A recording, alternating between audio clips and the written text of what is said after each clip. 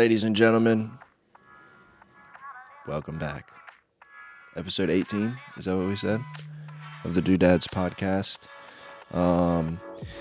Many of you may be wondering, maybe we can pan the camera across the table here at this point in the episode, Ken, but many of you may be wondering why Carl seems to have lost about 75 pounds, has a couple more tattoos, and a little bit of a thicker beard and gauges in his ears since the last time you may have saw him. And that's because Carl's not here tonight. Not here physically. He's here in spirit. He's actually, at this very moment, texting, and his last words were, "Y'all go on without me, but remember me."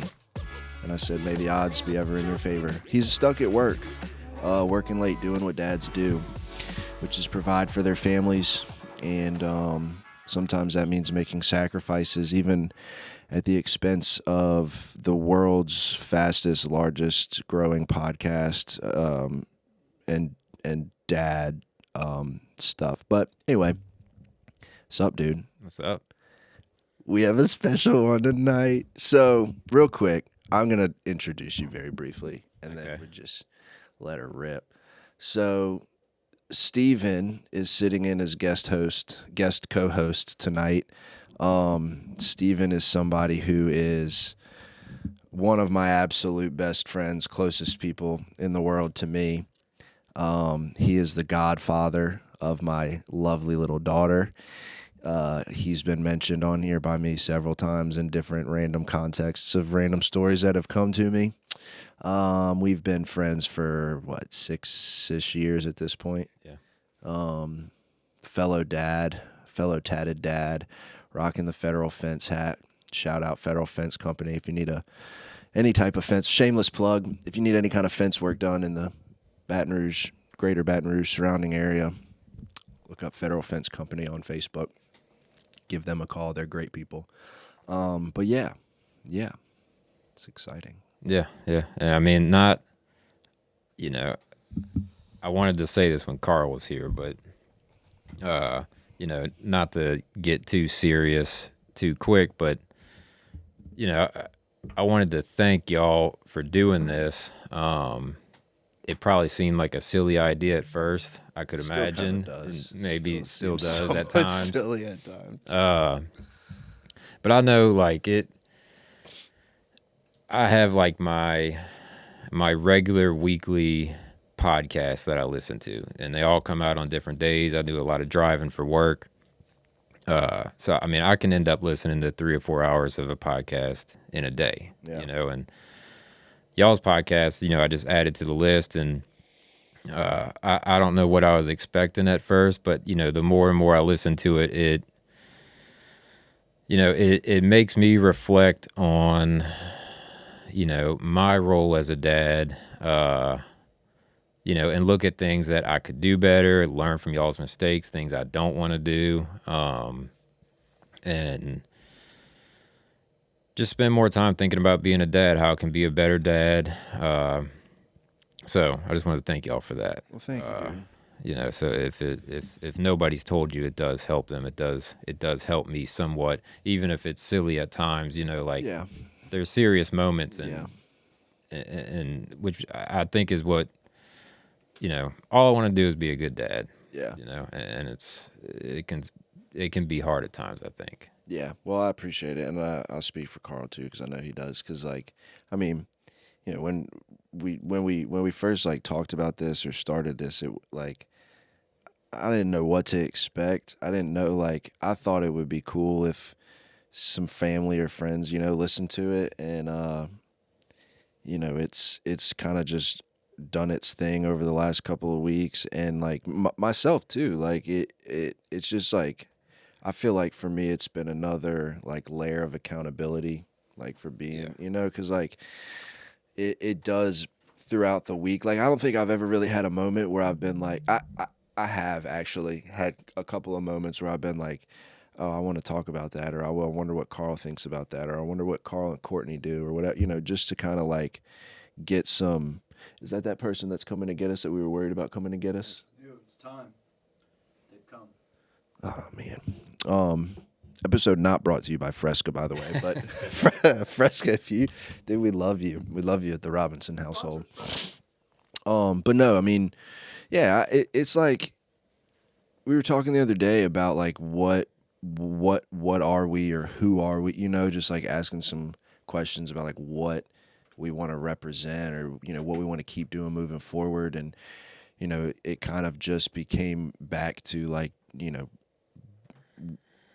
Carl brought up the point. He was like, no matter where I work or what I am, if me and Jamie split, or you and Miss or Carl and the coordinator, and like we will forever and always be dads, and it doesn't matter.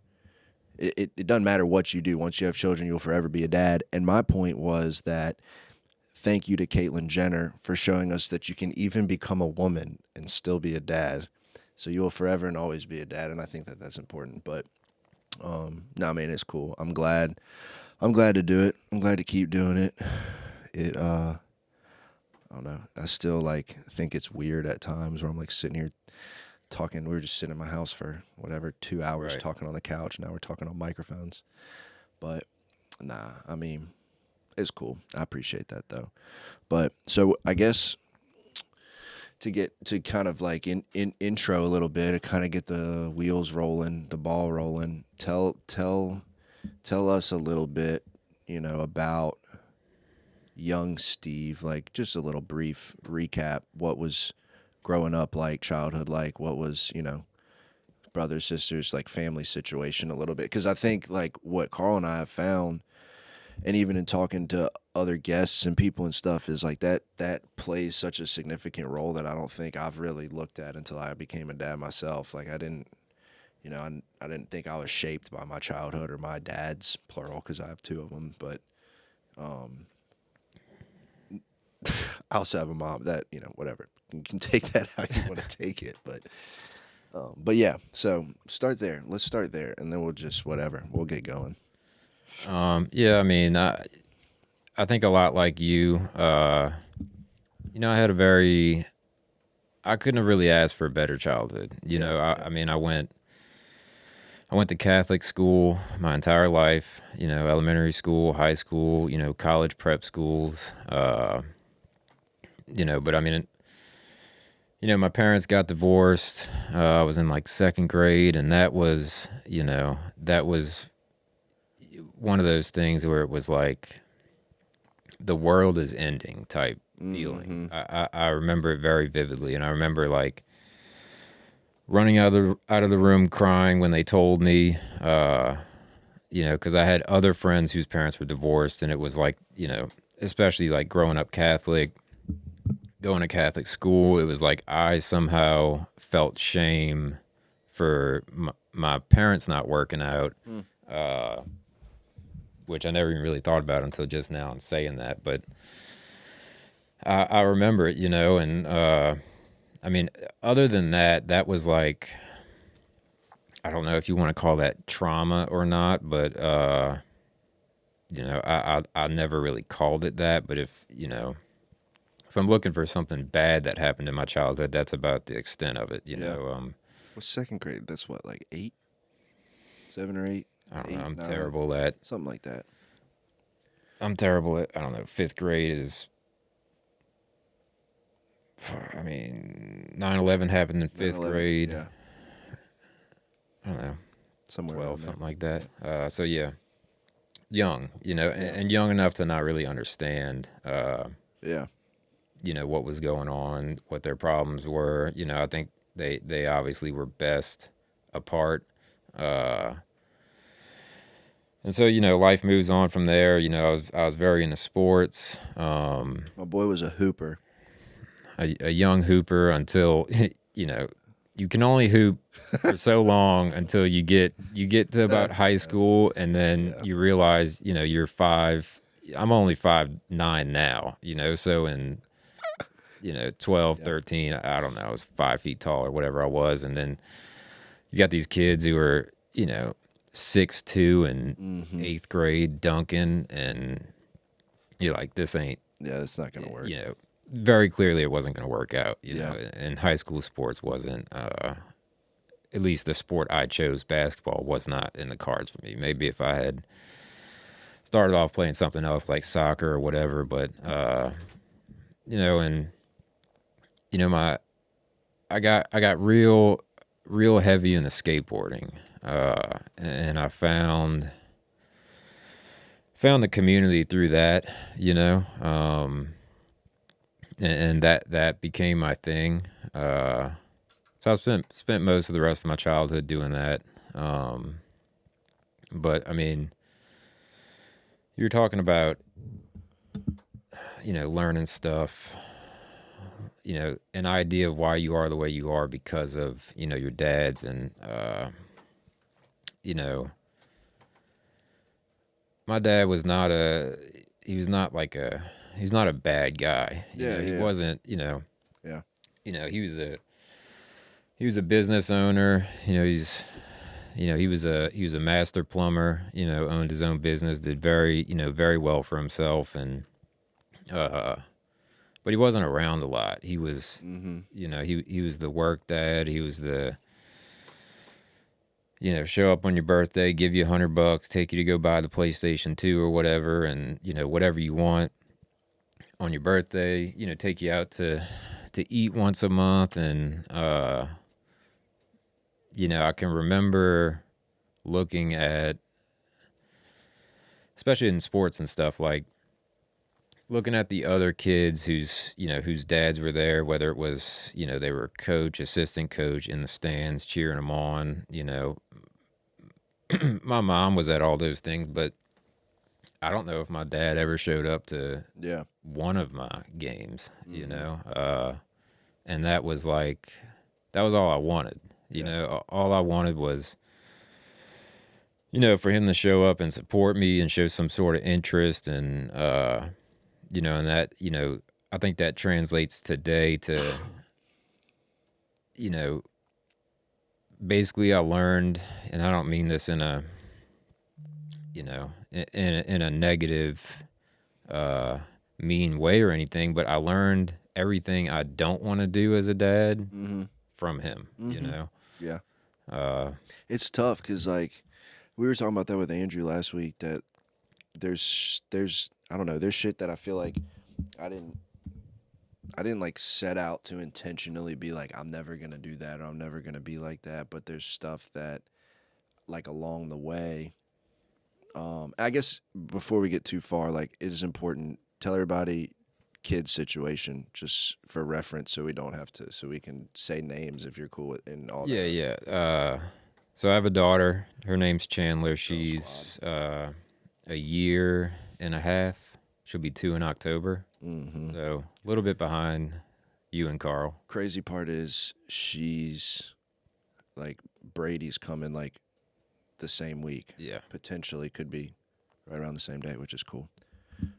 Which means that you and Missy need to now have a boy also, so we can She's starting to talk do about the it. arranged She marriage mentions stuff. it a little bit more Really, of the second one. really But when she I think she looks at Julia and like the age gap, and she's like, that's a little more, feasible. I could deal with that. Yeah, I'm interested to see how that goes because I think about it. I haven't really thought about it so much along the lines of like having a 5-year-old and a 1-year-old. I've thought about it more like an 18-year-old and a 14-year-old.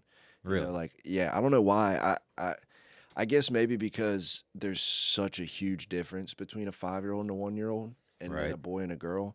But then I think about like, okay, she'll be a senior when he's a freshman, kind of thing. Is how I look at it, and I've said it before that like I wanted to have a big sister with hot friends, so hopefully Brady gets to live that out for me. But yeah, okay. I just wanted to throw that out there that, you know, to set that stage a little bit. But yeah, I don't know. Cuz we're the same in that, you know, like my parents divorced and I don't even remember it really. Like I don't remember them together. I remember my mom single and my dad single, and then I remember my mom remarried and my dad remarried. So like as far as I'm concerned, in my memory bank, it's a part of my life that doesn't exist because I don't remember it. I know it actually exists, but Right. so I don't think there was ever, you know, like I don't. but along the way, like I feel like there's been stuff with Julia where I'm like, I just, I feel like whether it's something that my dad or my stepdad did or didn't do that whether I know they did or didn't do, I'm just like, I don't want to, I want to do something. That's kind of like the whole point of this whole thing is like recognizing where, not that our dads did stuff wrong, but that there's probably some ways we can learn from it and be better, Yeah, there's But different. I mean, I think you see it a lot more now with like our generation of dads. At least that's my experience with all the friends I have who have kids. Anybody you see, I mean, this is now social media, so who knows what's real or not, but right, you see people our age, dads, at least it seems like they're taking more an interest in just being better. yeah, yeah, And being there for their kids, prioritizing their kids. Now that's generalization. right, I mean, right, there's all types of different dads, and yeah.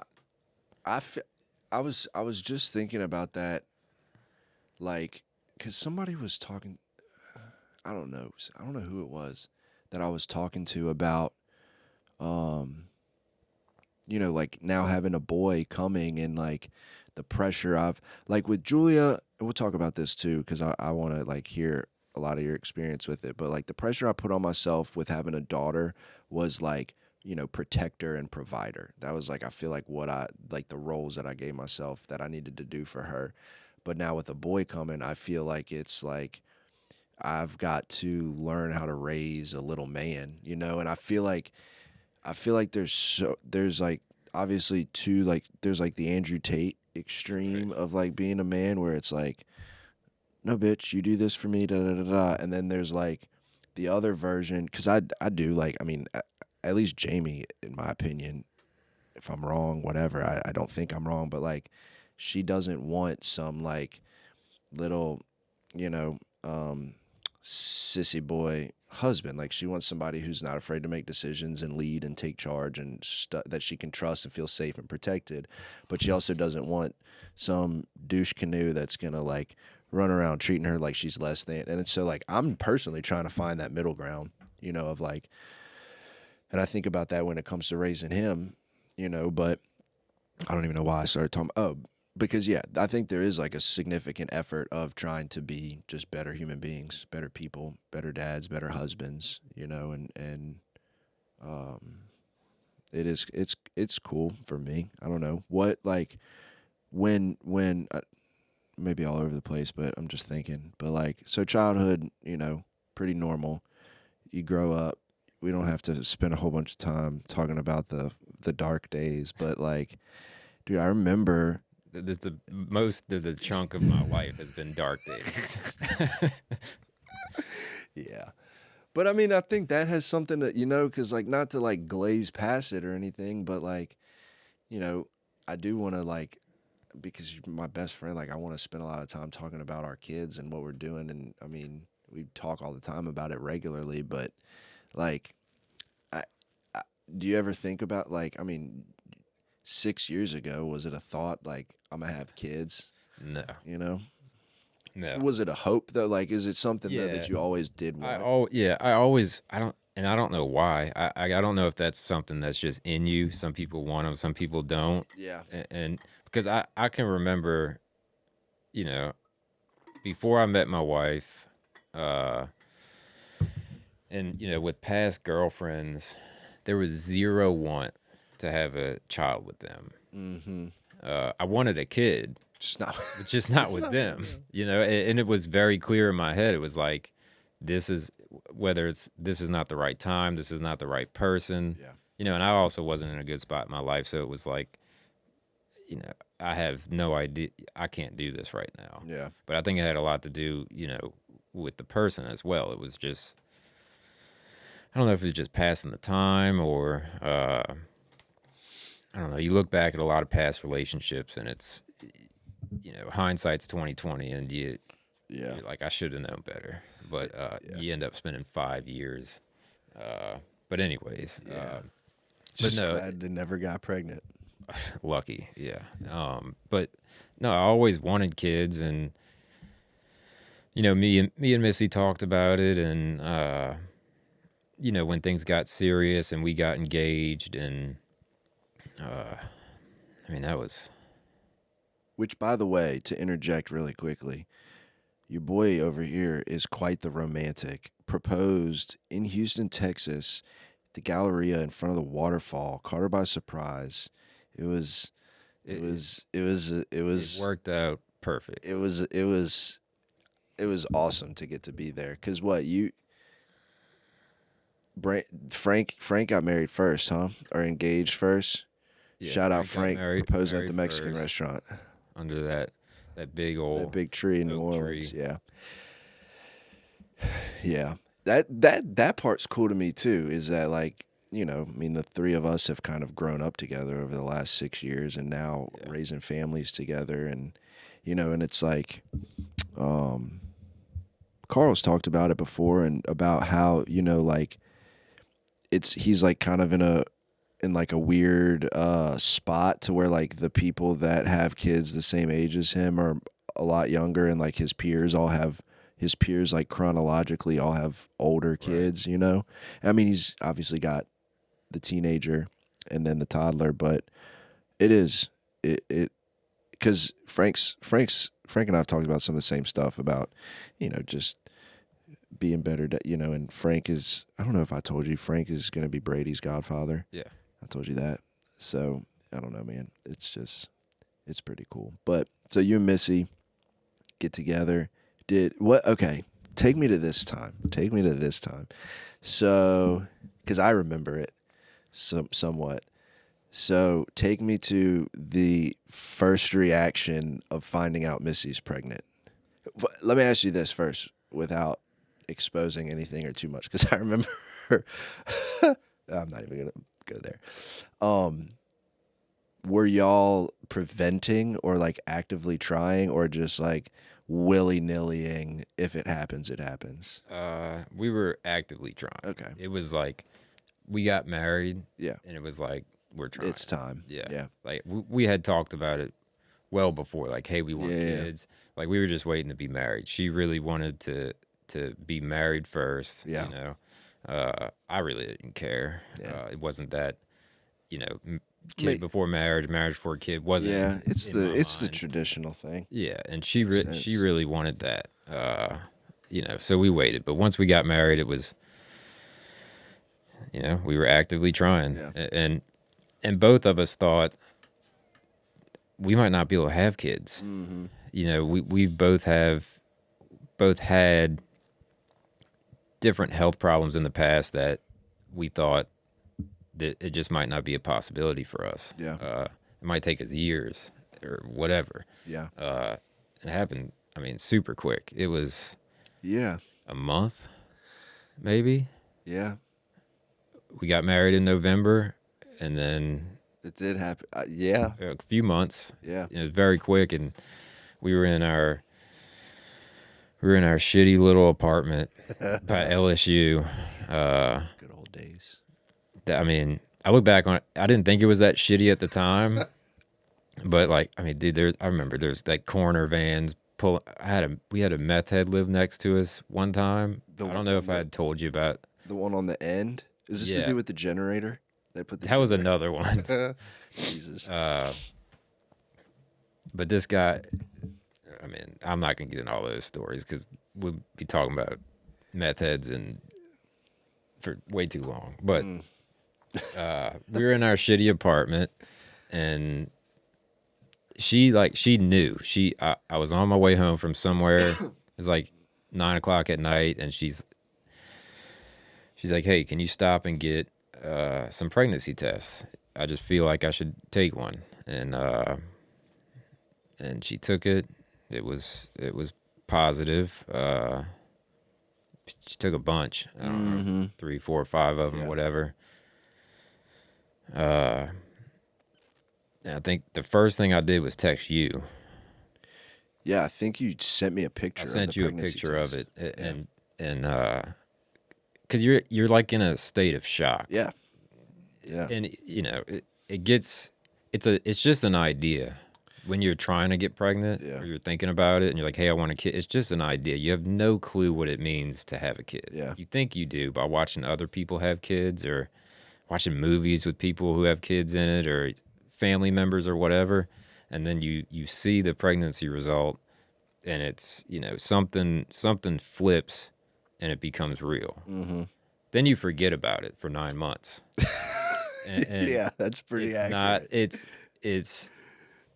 It's real. Like, dude, I remember getting, I think she was 8 months pregnant, and I was sitting on the couch and I just started sweating. I hadn't thought that much about having I mean, obviously we're gonna be having a kid soon, but it's still just that idea. Yeah. And I was sitting there and something hit me and I just started nervous sweat because I was like, it's 30 more days, maybe 30 more days, and there's going to be another human being that I'm responsible for keeping alive. Dude, have you ever thought about that? For some reason, I thought about it 2 or 3 days ago. I was like, a kid is you have the kid and it's just this freaking stranger that's all of a sudden you're responsible for. That kid don't know you and you don't, and I get the biological connection and, you could even whatever spiritual connect, obviously it's your kid, but it is it's this little stranger that's all of a sudden showing up at your house and you got to fucking take care of it 24/7. But yeah. Yeah. It's just a wild ride in general, but those first. So then, okay. So you get this, dude, you know what's crazy? And we've kind of talked about it before a little bit, but obviously with what happened last year, it took a while for this pregnancy to feel real, and Jamie's got a belly now, Brady's got a nursery, the house is rearranged and all this other stuff. And, it took me a little, I'm comfortable saying it now, but it took me a little while to say his name because I'm Yeah. Oh, that makes it even more real. It's no different with this one. And I think it's because you're so preoccupied with the one you already have. Yeah, you're so that's how I busy. feel. I'm so busy. We're just so busy on a daily basis taking care of Julia and making sure she's good that not that we're not thinking about him, but it's almost just you blink, she's got a countdown on her phone. And it's I felt like it was 7 months 2 days ago. Now we're at 4 months. Yeah.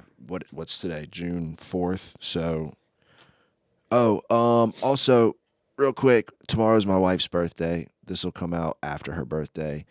She's getting old as shit. But I still love her. Happy birthday. 31.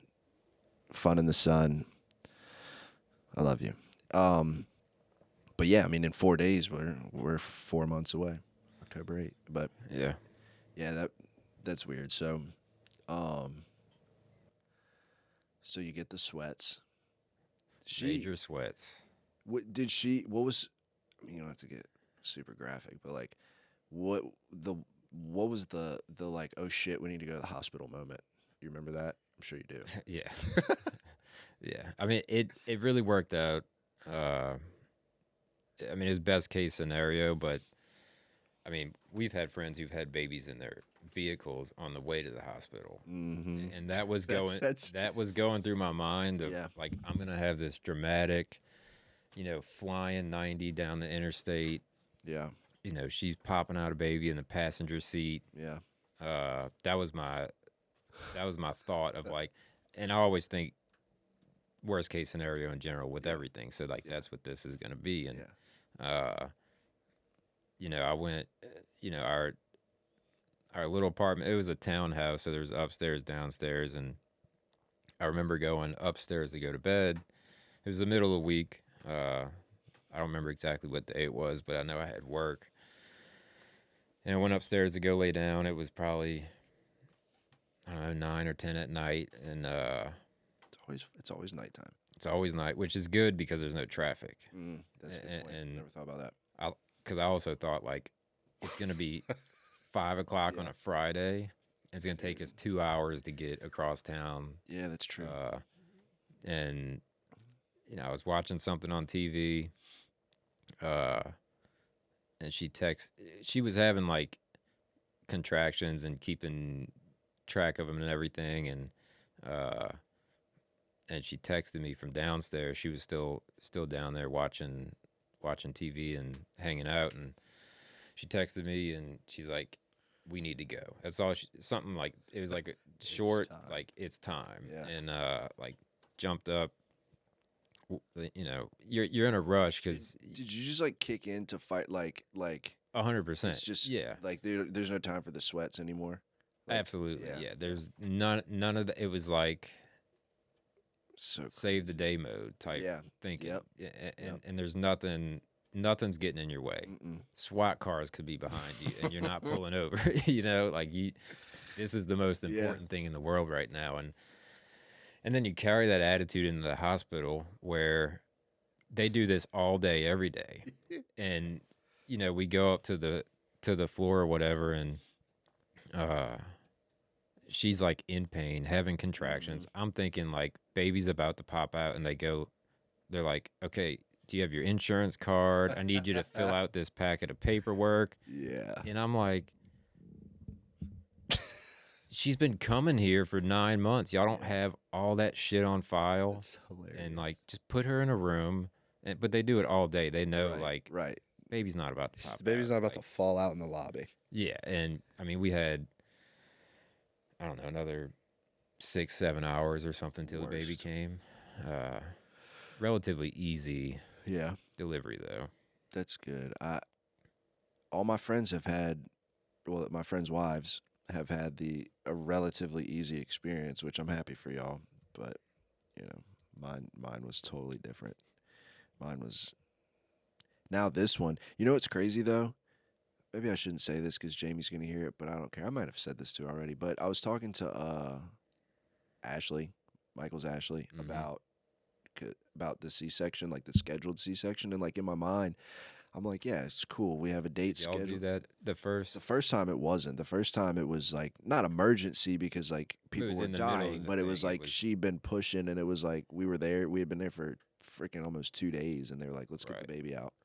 And so with this one, it's scheduled in for October 8th. I don't know what time, but Ashley was saying that like with the second one, there was almost more anxiety because like you knew exactly what you were going into, you know, as opposed to like you're already in this moment where you're so stressed out and emotional you don't even know up from down, and it's just something that happens. Right. Like with the second one, with it being scheduled, like yes, it's, you know, like I think like this one, like Brady is scheduled on a Tuesday, so like Tuesday and then Wednesday, Thursday, maybe go home Thursday if not Friday, and then roll right into the weekend, so like it works out schedule wise and everything. But she was just like, yeah, because like it's like you're awake and like you go into this and it's just an operating doctor's room, and it's appointment. it's just a doctor's appointment that when you leave you've got another child, which I never thought about it that way, but it's just kind of interesting. I don't know. I hope I get to cut the cord. I didn't get to cut the cord with Julia. I don't know if you're allowed. You didn't? You didn't? I thought maybe it was a C-section thing, but Well, it was. I mean, dude, when we were in there, it was. I mean, around her bed, there was like, there's a doctor for everything. yeah. There's the main doctor, then there's the nurse practitioner or whatever. There's the lady over there with the tools. There's a there was Apple like juice lady. Yeah, there was 6 people around. I couldn't even get in there. There was no. I was 6 feet back on the Dude. couch because, I mean, if this is the bed, there was every spot was some person who worked at the hospital. I had no chance at. that's I didn't get to watch. Not that I really wanted to, Well, but yeah. I mean, my experience was just so different. It was, I've talked about it on here before, but it was me and a nurse and a doctor would pop in, 2 nurses maybe, and a doctor would pop in. And, you know, they're on shifts, so like the doctor she had been seeing for the entirety of her pregnancy was not the doctor that delivered Julia, and the doctor that was seeing her when we showed up to the hospital was not the doctor that delivered. Like it was like 4 different the doctor that discharged her was not the same doc. It was a bunch of different doctors, but yeah, I don't know. It is quite the wild experience. Let's fast forward though a little bit because I want to spend most of our time talking about the here and the now. So, year and a half old. What have been like? All right, so what for you? Like, what was the hardest part of the newborn phase? Like, or what were Uh, I some of them? I think Like your expectation of what the newborn phase was going to be like versus what it was actually like. um I mean we had I mean Chandler's a easy baby. Yeah, that I can absolutely I second mean, that. she's even now, I mean, she is a toddler, so she's getting a little crazy, but uh, as a newborn, I mean, she was easy. There, Yeah. I mean, it took a while getting used to the routine, and I'm always so worried about screwing something up. Mm-hmm. I think that was the biggest thing was the uncertainty. Checking on her, see if she's still breathing. You know, so worried about washing the bottles, so like perfectly Yeah. sterilized. Yeah.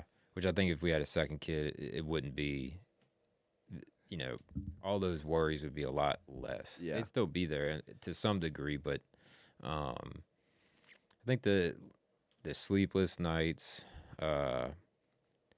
Missy was breastfeeding for a long time, so she was up a lot more than I was. Mm-hmm.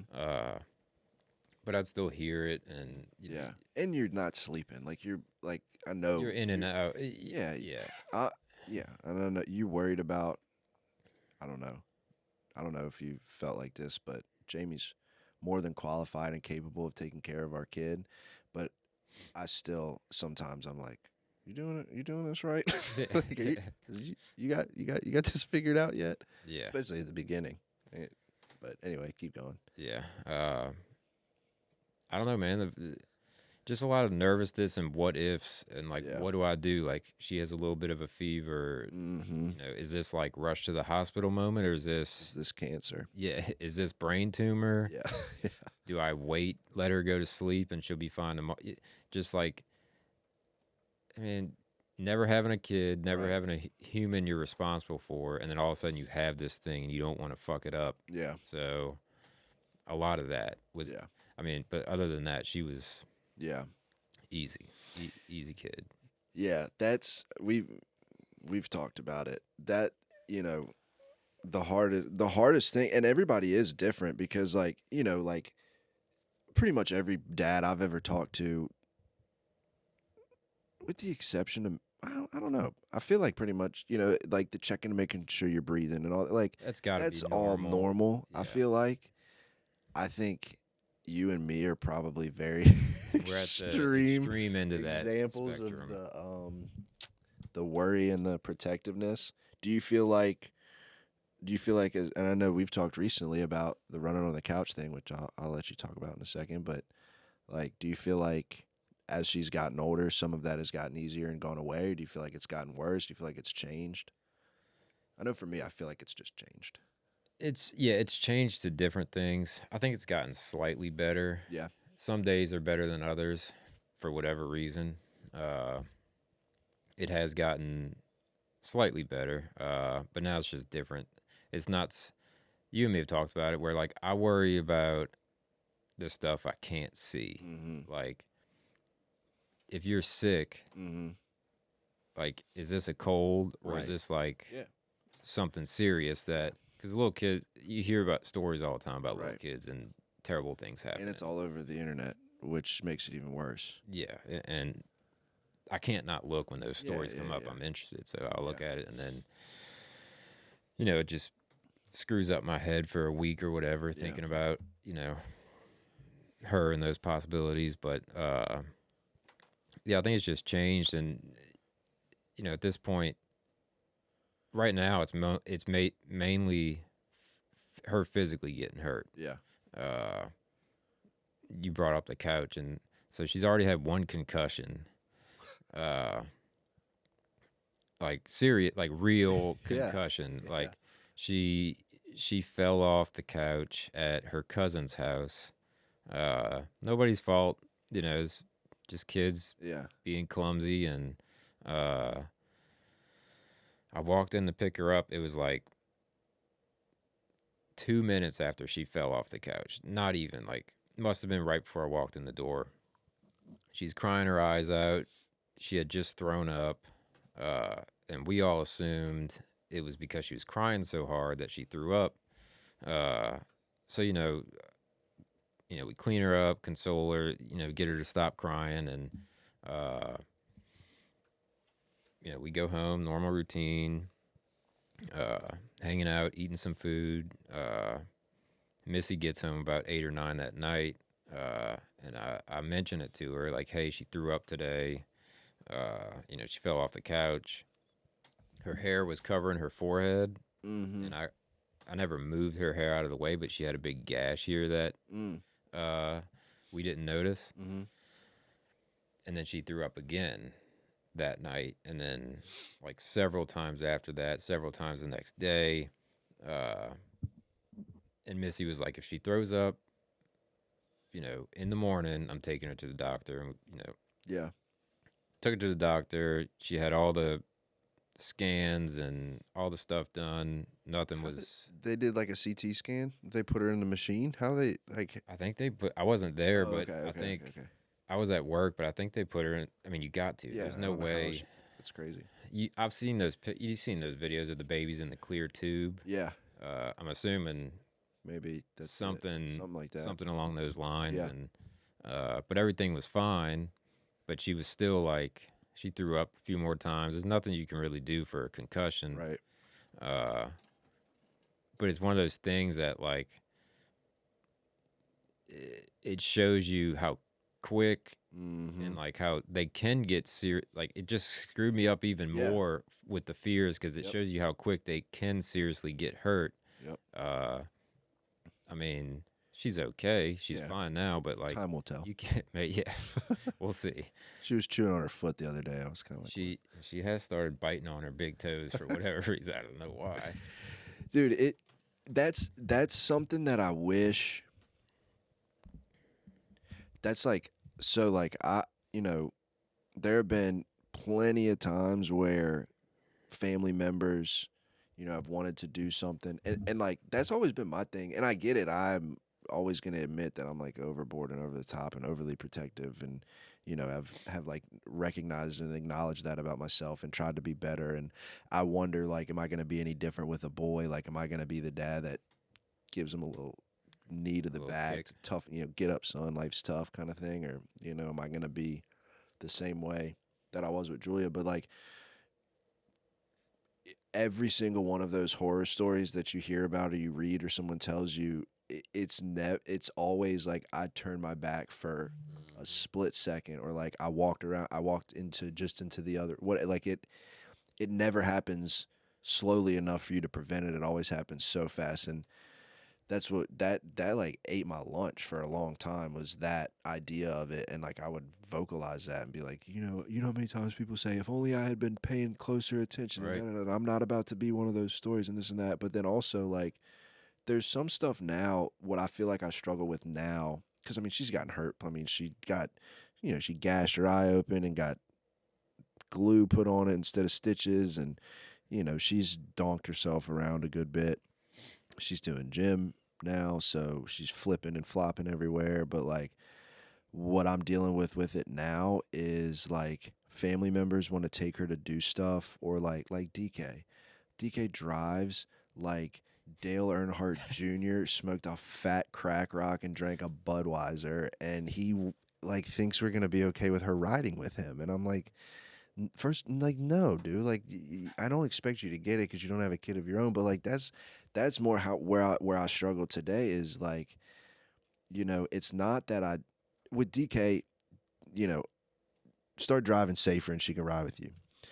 But it's like, it's not that I don't trust you. It's just that in certain situations, if something were to happen on your watch, or not even like like I would never be okay with myself. Something could happen when she's with me and I would never be okay with myself. But if it happened with you, and that it's hard because it's like, I don't want to, deprive my family of getting to do intimate things and, take her to the pool or play in the front yard with her or whatever. But at the same time, I'm like, where do I draw the line of like, she's my kid and my responsibility to protect, but I also want to let her and family, like, you know what I mean? It's weird. Yeah. I deal with, I mean, it's the same exact stuff. And I feel like if I'm watching her, that stuff won't happen. Yeah. Which it still will. Right. Something will happen. For sure. Now the negligence of stuff happening because of negligence would not happen with me. But like, I mean, she was before the concussion. She's clumsy. Yeah. And she was walking. She fell, hit her mouth, and just gushing blood everywhere. And so stuff happens no matter what. But I deal with the same thing of like, you've mentioned helicopter parent before, and I feel like I am that to a certain degree. But I kind of feel like I'm not preventing her from. I almost feel like it's irresponsible not to be that to a certain. Like I watch other people with their kids, and some of them I'm like, dude, how are you not watching your kid right now? Yeah, how are you eating soup? How are you a football field away? Right. And your 3-year-old is off on the playground by himself. Yeah. It's not like he's 5, 6, 7, 8. Like the dude's 2 or 3. Right. And you don't even know where he is. Yeah. And like, so I watch her everywhere. Yeah. I mean, yeah. But I feel like you should at that age. That's just my opinion, but I mean, I don't disagree. And I feel like, I almost feel like in a way that it just kind of has naturally happened for us. And like, no, like it's not, like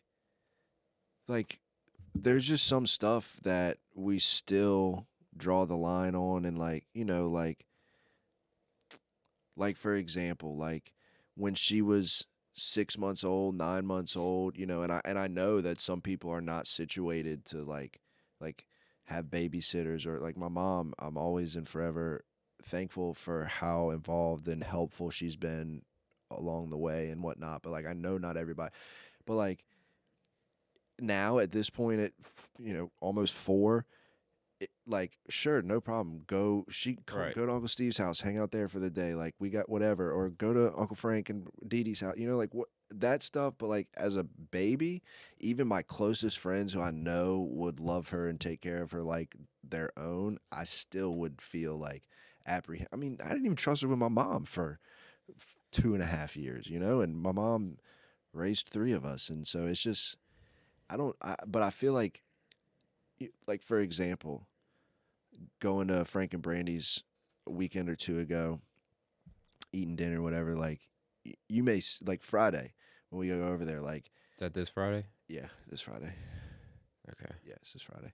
But like it's easy, like to just let her and Brielle go in the room and we just sit in the living room and hang out and get to be adults. Yeah. And Madden crawls around and he's 1, so you got to keep your eye on him. But the other 2, they just whatever, like they're right there on the other side of the wall and sure. Right. But like they're not gonna eat any small things. Yeah, they're not gonna eat anything small. Like I don't think there's any like. There's no explosives. There's no hand grenades in Brielle's room. If there is, we got bigger issues. But like the risk factor is like very minimal. But like at 1.5, like you don't really have that same level of comfort quite yet. I feel like I definitely did, because I remember a year or 2 ago going over there and it would be like Jaylee, Brielle, and Julia, and it's like Jaylee and Brielle are fine. But like I'm in there, peeking, standing in the doorway, watching Julia, because she's still at that point of like, do I trust her to not put anything in her mouth? Do I trust these other 2 hooligans to like be mindful of her not being very coordinated, right? Like right. So as time's gone on, it's gotten better, but there's always like that next level of it. Yeah. It's just by the time she's 16, I'm gonna be worried about her driving. It's just like a constant battle. My whole thing is always like, what is negligent and like irresponsible, and what is that kind of thing that's gonna like keep her from growing and experiencing stuff. Yeah. Like I feel like I'm constantly trying to find that middle ground. Yeah, and I mean I'm trying to find that middle ground with a 1.5-year-old. Yeah. And like, how much do I let you play on the what level of hurt do I let you get Right. before I step Right. in and say, hey, Right. like save you? Right. And because I mean, she will literally trust fall backwards off the couch, like with the wrong way, you know, Yeah. not the way I'm sitting in the chair. Like Yeah. there's nothing behind you. Yeah. And she just gets hyped up and she doesn't know what she wants to flop around and stuff. Yeah. And, you know, I'm letting her crawl on the couch more and like she's fallen off a few times, but I try to watch her to where like she's not trust falling off the Right. couch, but she'll tumble off or whatever. Yeah. And I'm trying to figure out like when do I step in? When do I let you figure out like, hey, this is going to hurt if I do this. Maybe I shouldn't roll around on the couch anymore. Yeah. And it's like you said, when she starts driving, it's going to be, and I don't know I don't want to prevent her from living life. Right. And like, we're talking about a 1.5-year-old right now. Right. But I'm talking about Yeah. for the rest of her life. Yeah. Like, I don't want to prevent her from experiencing things and be that sheltered kid that acts out because she can't do anything. I was that Yeah. to a degree. Yeah. You know, like. Well, like I feel said- like. I'm sorry. No, go ahead. No, I was just to say, like, I feel like if it's not something that I address and learn how to grow through now at 1.5 or 3 or whatever, then like she will become that. You know, like Right. Julia, like I promise I could find every reason in the book to not let you go spend the night at that girl's house. And Jamie's already kind of been like, our house is going to be the spend the night house. And I'm like, okay, I'm going to become. Until you get tired of all I'm those going to become kids a over there. freaking Hilton Rewards member then and have my own suite downtown or something for those sleepover nights. But like, you know, I could you're not driving there. You're not going to that party or that sleep or that whatever. Like you're not doing what happens to those kids? Well, they get pregnant when they're 19 or they end up, you know, strung out on drugs. Like statistically speaking, most of them do. Yeah. Or some of them. I don't know. I'm not a statistician, but yeah, it's tricky, man. And now I wonder too, like I only have 2 eyes, but like I'm gonna have the 2 kids, but we'll see. It'll work out. I think it'll be fine. What I feel like I had another question that I thought of during that.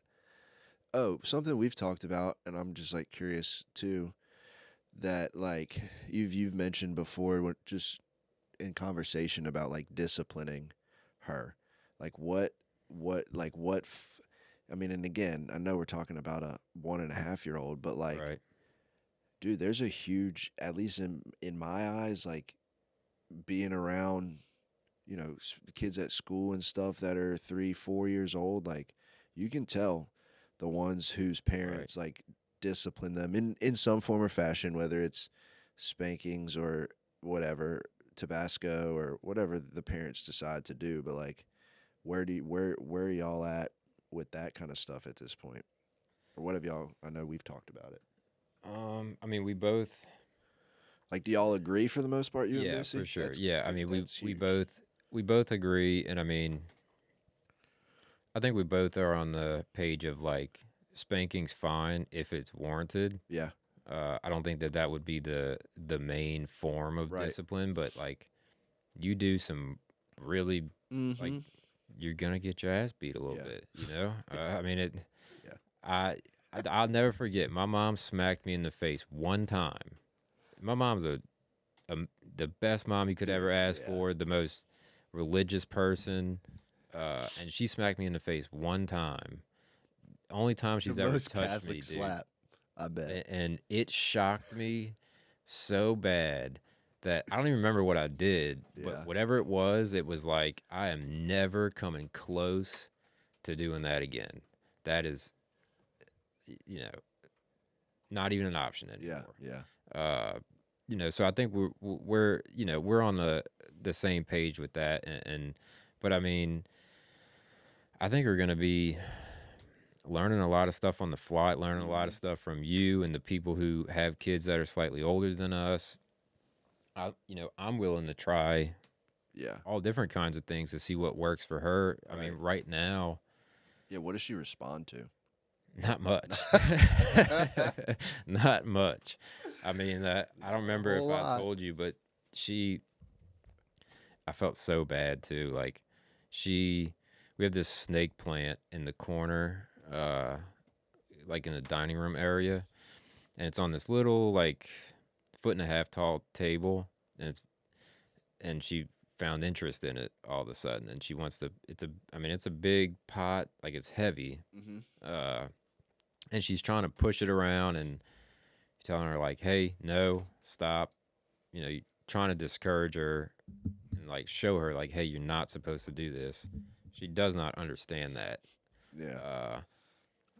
Not really. Yeah. And so like I popped her hand a tiny bit and she just laughed at me. She turned and looked at me and just let out the biggest laugh like I was it was some new game I came up with. And so I popped her hand again and she just laughed even harder. I was like, this is worthless. I can't, yeah, this is Yeah. I can't do this. Doesn't work right now. And so, and I felt really bad about it. It was like the first time I tried to, like, I got frustrated and I like really tried to like discipline her to in some form of spanking type way. But I mean, what I've found, at least right now, that works is redirecting her. Yep. That still works for us. Like, hey, you're interested in this, and I don't want you to mess with this snake plant. Right. Let's go look at this toy over here and play with this for a little while. She forgets all about the snake plant. Yep. And that's right now, that's the only thing that I don't think her mind's capable of understanding. I'm not supposed to mess with this. Yeah. That's exact. I mean, and it, like I said, it still works at almost 4 for us. The redirecting, the like, and Jamie's so much better at it than I am. Like because I get frustrated. Like I still like, I get that tunnel vision in the sense of like, I want you to know this is wrong and I want you to never do it again. And we're going to make sure that in this moment you realize that.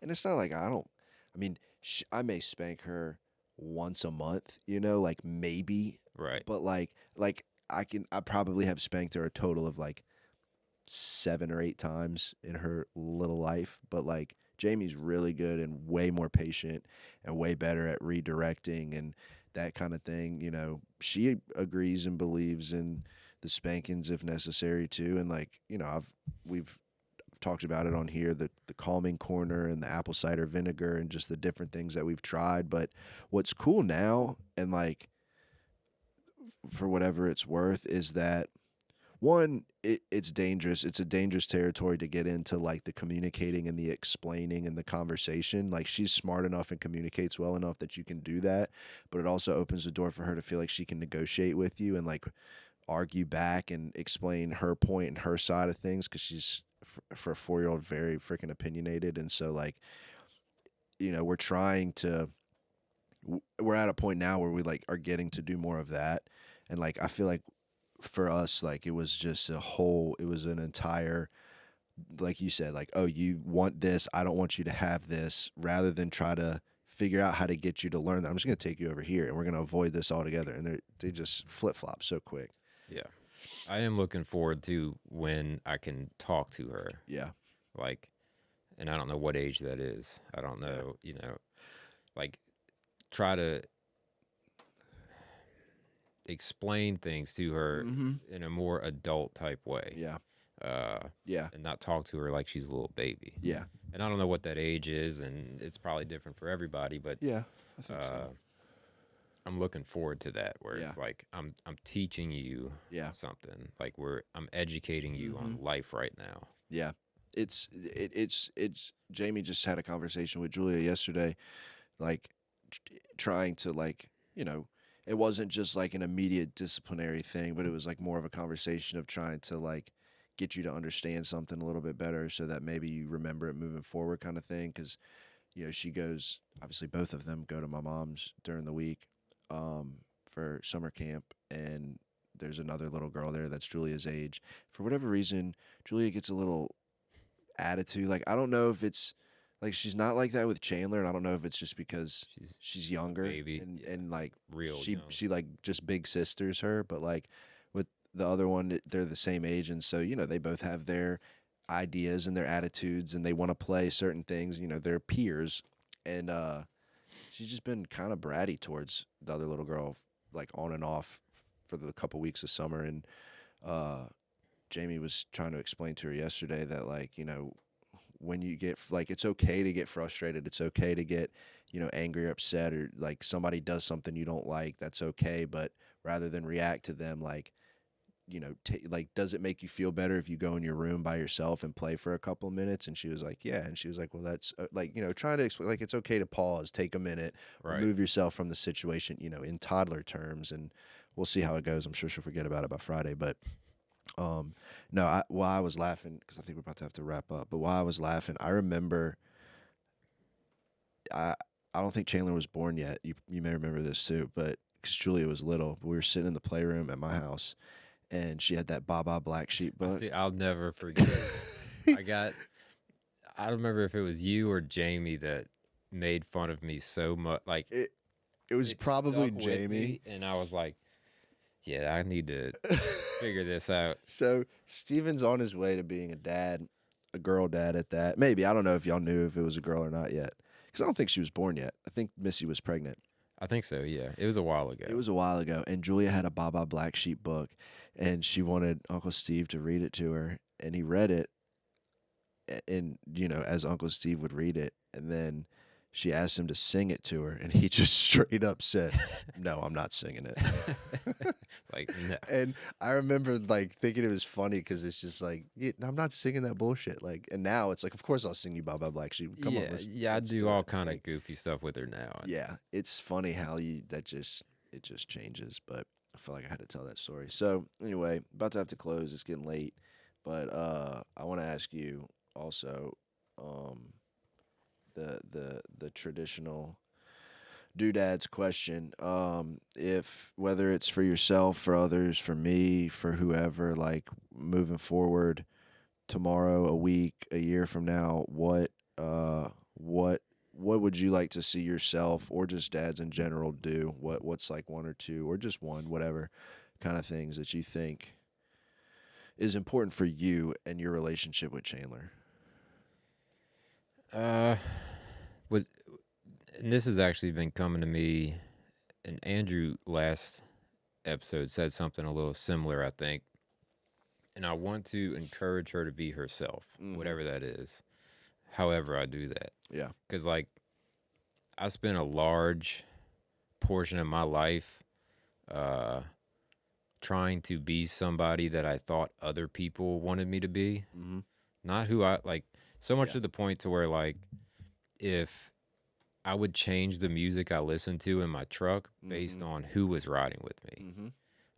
And it wasn't because I was, like, being considerate and thought, like, you're going to hate this, like, hardcore metal music.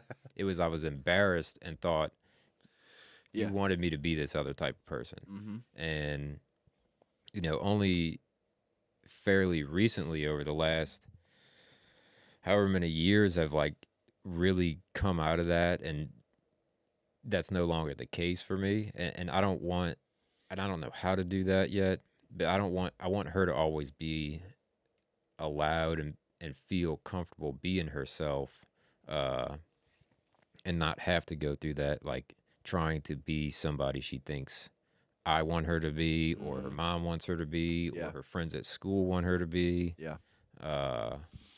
So that, and then a big thing I've been trying to do lately is spend more time watching her than looking at my phone, which is really, it could be really hard. It is. Because if I'll notice it, that if she's playing or whatever, she's constantly looking up to see if I'm watching her. Yep. And, like, seeing what she's doing, whether she's playing with this doll or this in her ball pit, or going up and down the little slide we have. So I know when I'm looking at my phone, she's still looking up at me, but she sees me locked into my phone, whether it's I'm doing some sort of research or something for work, or I'm just scrolling mindlessly, or answering emails or whatever it is. And I feel like I'm probably not alone in that today with just how much technology and phones run our lives, and Yep. so that's the biggest thing I'm working on now. I don't want her to think that the phone is more important than her. Yeah, we talk about that a lot. I mean, you're not alone. I just did it last night with the LSU baseball game. Like, typically Mondays is our date night. We go to Chick-fil-A. Well, I convinced her to let's DoorDash Chick-fil-A instead because the game's at 5. Jamie left to go do her thing. It's just me and her, and I just propped her up on the couch on her tablet. And, she's like coloring and stuff. And Daddy, look at this. What I want you to color this. And I'm like, dude, we're in extra innings. I need you to back up right now, please. So, yeah, I mean, it's tough, but, it's good to at least acknowledge it. Something we definitely try to do and try to remember. But anyway, well, it was fun. Yeah. I'm going to do this again, I think. Went by fast. It did go by fast, and we went a couple minutes over. And I'm surprised Ken didn't fuss at us, but Ken is great at what he does. We couldn't do this without him. But Carl, I hope everything at work worked out for you tonight. I hope you get home to your lovely family at a timely hour. Appreciate you coming and hanging out and sitting there. Thanks for inviting me. That was a good time. Shout out Uncle Steve. Shout out young Sea Dog. Love you, little girl. Tune in, like, subscribe, comment, all that good stuff. And I love you, man. Love you too, buddy.